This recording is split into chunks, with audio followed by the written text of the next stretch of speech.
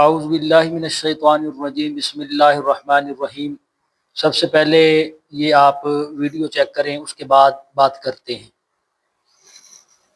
پیش حق مہدہ شفاعت کا سناتے جائیں گے، آپ روتے جائیں گے، ہم کو ہنساتے جائیں گے، خاک ہو جائے عدو جل کر مگر ہم تو صدا دم میں جب دم ہے ذکر ان کا سناتے جائیں گے۔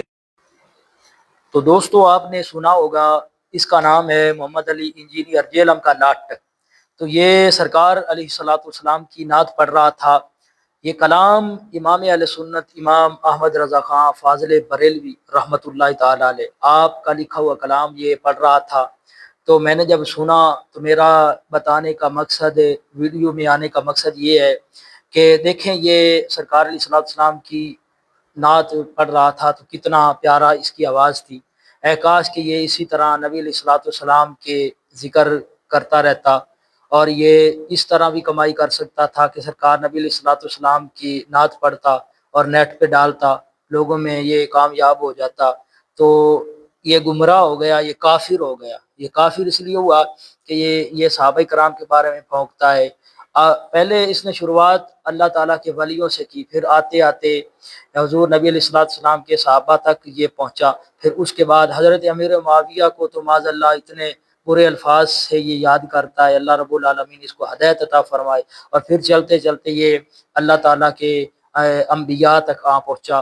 اللہ رب العالمین اس کو ہدایت عطا فرمائے، اور اللہ رب العالمین ہمیں اس جیسے شیطان کے شر سے محفوظ فرمائے۔ میرا مقصد بس یہی تھا، کوئی کسی پر تنقید کرنا نہیں تھا، کہ دیکھیں یہ کس طرح پہلے کافی عرصہ پرانی اس کی ویڈیو تھی، مجھے ملی تو میرا لوگوں کو بتانے کا مقصد یہ تھا کہ یہ سنیں، اس کے کام چیک کریں، اور آج دیکھیں یہ گمراہ ہو چکا ہے، لوگوں کو کفر میں ڈال رہا ہے، خود بھی کفر میں مبتلا ہے۔ تو اللہ رب العالمین